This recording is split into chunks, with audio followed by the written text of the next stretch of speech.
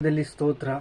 ಕರ್ತನಿಗೆ ಶುಭ, ನಮ್ಮೆಲ್ಲರಿಗೆ ಶುಭ ಸ್ತೋತ್ರ. ಏಸಯ್ಯ ಪರಿಶುದ್ಧನು ಪರಿಶುದ್ಧನು, ನಮ್ಮನ್ನು ಕೂಡ ಪರಿಶುದ್ಧವಾಗಿ ಜೀವಿಸಬೇಕು ಅಂತ ನಮಗೆ ನಿರೀಕ್ಷಣೆ ಕೊಟ್ಟಿದ್ದಾನೆ. ಅದಕ್ಕಾಗಿ ನಮ್ಮನ್ನು ಪ್ರೀತಿಸಿದ್ದಾನೆ, ನಮ್ಮನ್ನು ಬಲಗೊಳಿಸಿದ್ದಾನೆ, ತನ್ನ ಪ್ರಾಣವನ್ನು ಕೊಟ್ಟು ನಮ್ಮನ್ನು ಜಯಿಸುವಾಗೆ ಮಾಡಿದ್ದಾನೆ. ಜಯ ಜೀವಿತವು ನಮಗೆ ಬೇಕು. ಜಯ ಜೀವಿತದಿಂದ ನಾವು ಮುಂದಕ್ಕೆ ಹೋಗೋಣ. ದೇವರು ನಮ್ಮನ್ನು ಪರಿಶುದ್ಧವಾದ ಜೀವಿತ ಕೊಟ್ಟಿದ್ದಾನೆ, ನಿರ್ದೋಷವಾಗಿ ಮಾಡಿದ್ದಾನೆ, ನಿರಪರಾಧಿರಾಗಿ ಮಾಡಿದ್ದಾನೆ.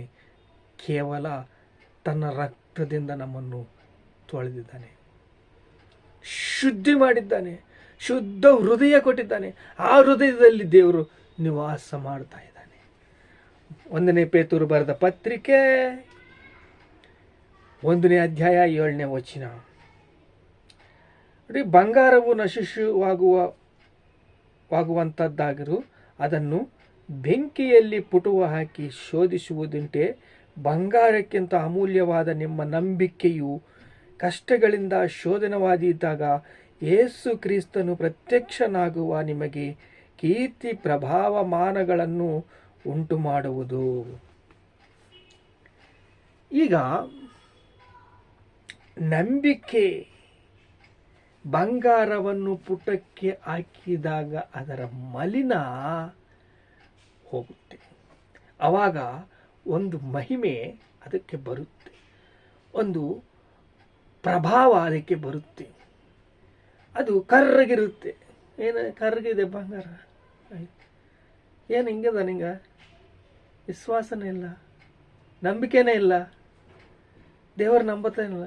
ಇದೇ ಅಲ್ಲೋ ಇದು ಮೂಲೆ ಇದೆ, ಯಾಕೆ ಹಂಗೆ ಮಾಡ್ತೀಯ? ಮನಸ್ಸಾಕ್ಷಿ ಸತ್ತು ಹೋಗ್ಬಿಟ್ಟಿದೆ. ಮನಸ್ಸಾಕ್ಷಿ ಸತ್ತು ಹೋದ್ರೆ ಬಹು ವೇದನೆ. ಏಕೆಂದರೆ ಅಂಥ ಮನಸ್ಸಾಕ್ಷಿ ಹೊಂದಿದ್ದ ನೆಬೂಕದ್ರೆಜರ್ಗೆ ಹೇಳಿದಾನೆ ದಾನಿಯೇಲ, ನೋಡು, ನೀನು ಮಾಡುವ ಪಾಪ ದೇವರು ನೋಡಿದಾನೆ. ಆ ಪಾಪವನ್ನು ಬಿಟ್ಟು ಹೊರಗೆ ಬಂದರೆ ನೀನು ಒಳ್ಳೆಯದು ನಿನಗೆ. ದೇವರು ಹೇಳಿದ್ದಾರೆ, ನಾನು ಹೇಳಿದ್ದೀನಿ ಅಂತ ಅಂದಾಗ 1 ವರ್ಷ ಆಯಿತು. 1 ವರ್ಷ ಆದಮೇಲೆ 1 ವರ್ಷ ನೋಡಿದ ದೇವ್ರ ಮಾತು ಅಂತ. ನಾನು ಕಟ್ಟಿದ್ದ ಯಾರ ಮನೆಯಲ್ಲಿ ದೇವರೇನು ಅನ್ನೋ ಮಾತಿನಲ್ಲೇ ಅವನನ್ನು ಮುಚ್ಚಿ ಹಾಕಿಬಿಟ್ರು. ಅವನನ್ನು ಮುಚ್ಚಿ ಎಲ್ಲೋಯಿಂದ ಬಂದು ಜನಗಳು ಅವನನ್ನು ಕರ್ಕೊಂಡೋಗಿ ಅಡವಿಯಲ್ಲಿ ಹಾಕಿದ್ರು.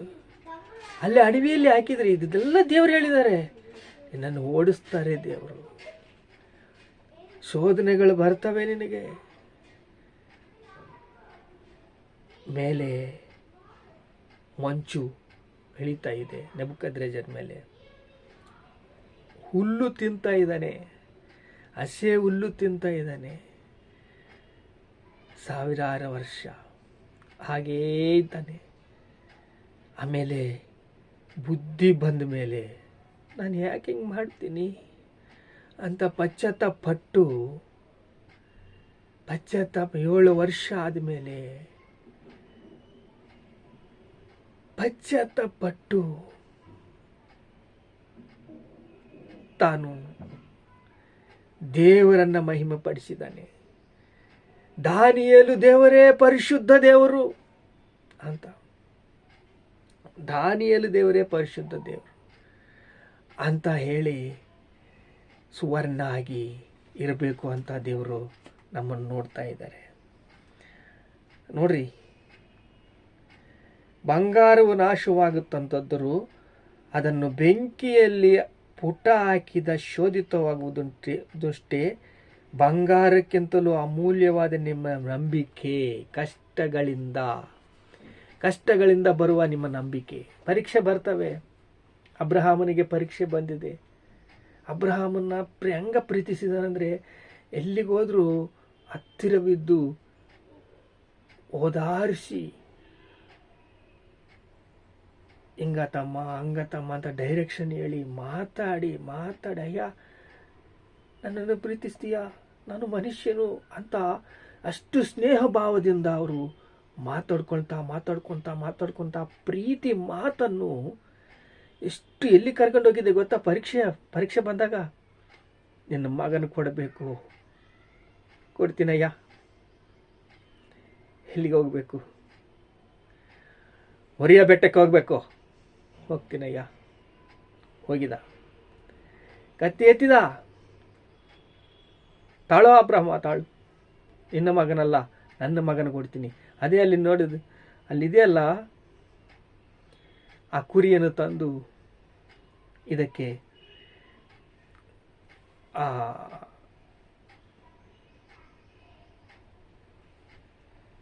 ಬಲಿಪೀಠಕ್ಕೆ ನೀನು ರಕ್ತ ಸುರಿಸು ಅಂತ ಹೇಳಿ ಅಲ್ಲಿ ಪರೀಕ್ಷೆ ಗೆದ್ದಿದ್ದಾನೆ. ಹಂಗ ಪರೀಕ್ಷೆ ಗೆದ್ದಿದ ಮೇಲೆ ಈಗ ವಿಶ್ವಾಸವು, ನಂಬಿಕೆ ಹೇಗೆ ಮುಂದಕ್ಕೆ ಹೋಗುತ್ತದೆ ಅಂದರೆ ನೋಡಿ, ಅಲ್ಲಿ ಬಂಗಾರಕ್ಕಿಂತ ಅಮೂಲ್ಯವಾಗಿರುವ ನಿಮ್ಮ ನಂಬಿಕೆ ಕಷ್ಟಗಳಿಂದ ಶೋಧಿತವಾದಾಗ ಯೇಸು ಕ್ರಿಸ್ತನು ಪ್ರತ್ಯಕ್ಷನಾದಾಗ ನೀವು ಹೆಂಗೆ ಬದಲಾಯಿಸ್ತಾ ಇದ್ದರೆಂದೇ ದೇವರಿಗೆ ಸ್ನೇಹಿತರಾಗ್ತಾ ಇದ್ದೀರಾ. ಸಾತಾನು ಬಂಧಕಗಳು ಬಂಧಿಸಲ್ಪಟ್ಟಿವೆ. ಒಂದೊಂದು ರಾಷ್ಟ್ರದಲ್ಲಿ ಬಂಧಿಸಲ್ಪಡ್ತಾ ಇದೆ. ಒಂದೊಂದು ರಾಷ್ಟ್ರದಲ್ಲಿ ಪುನಾದಿಗಳು ಕದಲ್ತಾ ಇದ್ದಾವೆ. ನಿರ್ದೋಷರಾಗ್ತಾ ಇದ್ದಾರೆ, ನಿರಪರಾಧರಾಗ್ತಾ ಇದ್ದಾರೆ, ದೀಕ್ಷಾಸ್ಥಾನ ತಗೊಳ್ತಾ ಇದ್ದಾರೆ. ಪರಿಶುದ್ಧ ದೇವರು ಇನ್ನೂ ಹೆಚ್ಚಾಗಿ ಕ್ರೈಸ್ತರು ಬರ್ತಾರೆ.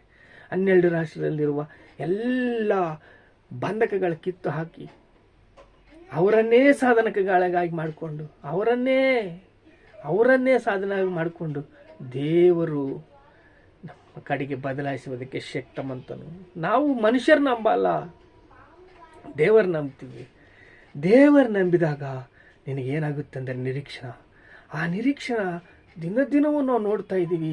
ಆ ನಿರೀಕ್ಷೆ ಅಂತಂದರೆ ಗಾಳಿ ನಮಗೆ ಎಷ್ಟು ಅವಸರವೋ, ನೀರು ಎಷ್ಟು ನಮಗೆ ಅವಸರವೋ, ನಿರೀಕ್ಷಣೆ ಜೀವಿತ ನಮಗೆ ಅಷ್ಟು ಅವಸರವಾಗಿದೆ.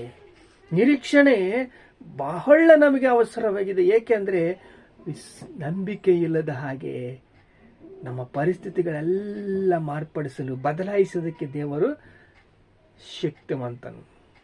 ದೇವರು ಬದಲಾಯಿಸ್ತಾನಷ್ಟೇ, ನಮ್ಮನ್ನು, ನಮ್ಮ ಪರಿಸ್ಥಿತಿಗಳನ್ನು ಎಲ್ಲ ಬದಲಾಯಿಸ್ತಾನೆ.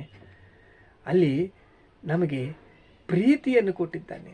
ಪ್ರೀತಿಯಿಂದ ನಮ್ಮನ್ನು, ನಿರೀಕ್ಷಣೆಯಿಂದ ನಮ್ಮನ್ನು ಬಲಗೊಳಿಸಿದ್ದಾನೆ. ನಮ್ಮನ್ನು ಪ್ರೀತಿಸ್ತಾ ಇದ್ದಾನೆ ದೇವರು. ಪೌಲು ವೇದನೆ ಪಡ್ತಾ ಇದ್ದಾರೆ. ಭಾರತ ದೇಶಕ್ಕಾಗಿ ನಾವು ವೇದನೆ ಪಟ್ಟಾಗ ಸಂಘಗಳು, ಸಭೆಗಳು, ಸಮೂಹಗಳು ಎಷ್ಟು ಬಲವಾದ ಸಾಧನೆಯಾಗಿ ರಚಿಸಲ್ಪಡ್ತವೆ ಅಂದರೆ, ಕಟ್ಟಲ್ಪಡ್ತವೆ ಅಂದರೆ, ದೇವರು ನಮ್ಮನ್ನು ಪ್ರೀತಿಸಿದ ಹಾಗೆ ನಾವು ನಮ್ಮ ನೆರೆಯವರನ್ನು ಪ್ರೀತಿಸೋಣ. ಯೇಸು ಕ್ರಿಸ್ತನನ್ನು ರಕ್ಷಕನಾಗಿ ಸ್ವೀಕರಿಸೋರನ್ನ ನಾವು ಪ್ರೀತಿಯಿಂದ ಮಾತಾಡೋಣ. ಏಕೆಂದರೆ ಅವರಿಗೆ ಏನು ಗೊತ್ತಿಲ್ಲ. ಈ ಭೂಮಿಯಲ್ಲಿ ಅನೇಕ ಮತಪರವಾದ ಅದಾವೆ, ಆದರೆ ಯೇಸು ಕ್ರಿಸ್ತನ ಮಾತು ದೇವರ ಮಾತು. ರಕ್ಷಕನಾಗಿ ನಂಬಿಕೆ ಇಟ್ಟರೆ ದೇವರು ಪರಲೋಕ ಭಾಗ್ಯ ಸ್ವತ್ತು ಸಿಗುತ್ತದೆ. ಹಾಗೆ ನಮ್ಮನ್ನು ಪ್ರೀತಿಸುವ ದೇವರು ನಮ್ಮ ಪರಿಸ್ಥಿತಿಗಳನ್ನು ಬದಲಾಯಿಸ್ತಾನೆ. ದೇವರ ಕೃಪಾ ನಮ್ಮ ಹತ್ರ ಬಹು ವೇಗವಾಗಿ ಹರಡುತ್ತೆ. ದೇವರ ವಾಕ್ಯವದು, ವಾಗ್ದಾನ ಬಹು ವೇಗವಾಗಿ ಮುಂದಕ್ಕೆ ಕರೆದೊಯ್ಯುತ್ತಂತೆ. ಪ್ರಾರ್ಥನೆ ಮಾಡ್ಕೊಳ್ಳೋಣ. ತಂದೆ, ನಿತ್ಯ ಜೀವ ಕೊಟ್ಟಿಯಪ್ಪ. ತಂದೆ, ನಿನಗೆ ಸ್ತೋತ್ರ. ಸಾತಾನ ಬಂಧಕಗಳಿಂದ ಬಿಡುಗಡೆ ಮಾಡಿದೆಯಪ್ಪ. ಅಪ್ಪ, ಬಂಗಾರವು ಹೇಗೆ ಸುವರ್ಣವಾಗಿ ಕರ್ರಗಾಗುತ್ತೋ ಅದು ಬೆಂಕಿಯಲ್ಲಿ ಹಾಕಿದಾಗ ಅದಕ್ಕೆ ಮಹಿಮೆ ತಗೊಂಡು ಬರುತ್ತೋ ಹಾಗೆ ಶ್ರಮಗಳಲ್ಲಿ, ಶೋಧನೆಗಳಲ್ಲಿ, ಬಾಧೆಗಳಲ್ಲಿ ನಮ್ಮ ತಂದೆ ಹೃದಯವು ದೇವರಿಗೆ ಒಂದು ಕೋಟೆಯಾಗಿ ನಾವು ನಮ್ಮ ಹೃದಯದಲ್ಲಿ ನಾವು ದೇವರು ತಿರುಗಾಡ್ತಾ ಇದ್ದಾಗ ಪರಿಮಳ ಸುವಾಸನೆ ಬರಬೇಕು ತಂದೆ. ಅಪ್ಪ, ಯಾವ ಪಾಪವು ನಮ್ಮ ಬಳಿ ಇರಬಾರ್ದು. ಏಕೆಂದರೆ ಪಾಪವು ನಮ್ಮ ಹೃದಯದಲ್ಲಿದ್ದರೆ ದೇವರು ತಿರುಗಾಡಲ್ಲ, ಅಸಹಿಸ್ಕೊಳ್ತಾನೆ ತಂದೆ. ಬಂಗಾರ ಹೇಗೆ ಸುವರ್ಣದಲ್ಲಿ ಹಾಕಿ ಅದನ್ನು ಮಗ್ಗಿಸಿ ಅದರ ಕೊಳೆಯನ್ನು ತೆಗಿತಾರೋ ಹಾಗೆ ಅಪ್ಪ, ಶ್ರಮೆಯಿಂದ, ಪರೀಕ್ಷೆಗಳಿಂದ, ಓರ್ಮೆಯಿಂದ, ತಾಳ್ಮೆಯಿಂದ ನಮ್ಮನ್ನು ಪರೀಕ್ಷಿಸಿದಾಗ ಅಬ್ರಹಾಮನಾಗೆ ನಾವು ಪರೀಕ್ಷೆ ಇನ್ನೂ ಮೇಲಕ್ಕೇರಿಸುತ್ತೆ ತಂದೆ. ಶೋಧನೆ ನಮಗೆ ಒಳ್ಳೆಯದು ಮಾಡುತ್ತೆ ತಂದೆ, ನಮ್ಮನ್ನು ಬಲಗೊಳಿಸುತ್ತೆ ತಂದೆ. ನಮ್ಮ ವಿಶ್ವಾಸವು, ನಮ್ಮ ನಂಬಿಕೆಯು ಅಪ್ಪ ಮೇಲಕ್ಕೇರಿಸುತ್ತೆ ತಂದೆ. ನಮ್ಮನ್ನು ಇನ್ನೂ ಪಾಸ್ ಮಾಡುವಾಗೆ ಮಾಡುತ್ತೆ ತಂದೆ, ಜಯಿಸುವಾಗೆ ಮಾಡಿಸುತ್ತೆ ತಂದೆ. ಜಯ ಜೀವಿತವನ್ನು ಕೊಡುತ್ತದೆ ತಂದೆ. ಈ ಲೋಕವು ಜಯಿಸಿದ್ದು ವಿಜಯ ವಿಶ್ವಾಸವೇ. ಯೇಸು ಕ್ರಿಸ್ತನೇ ನಮಗೆ ಆಧಾರ. ಯೇಸು ಕ್ರಿಸ್ತನೇ ನಮಗೆ ಮುಖ್ಯ ಸ್ನೇಹಿತನು. ಯೇಸು ಕ್ರಿಸ್ತನೇ ನಮ್ಮ ಕರ್ತನು ತಂದೆ. ಸ್ತೋತ್ರ, ಘನತಾ, ಮಹಿಮೆ, ಪ್ರಭಾವಗಳು ಯೇಸು ಕ್ರಿಸ್ತ ನಾಮದಲ್ಲಿ ಚಲಿಸ್ತಾ ಇದೆ ತಂದೆ. ಆಮೆನ್.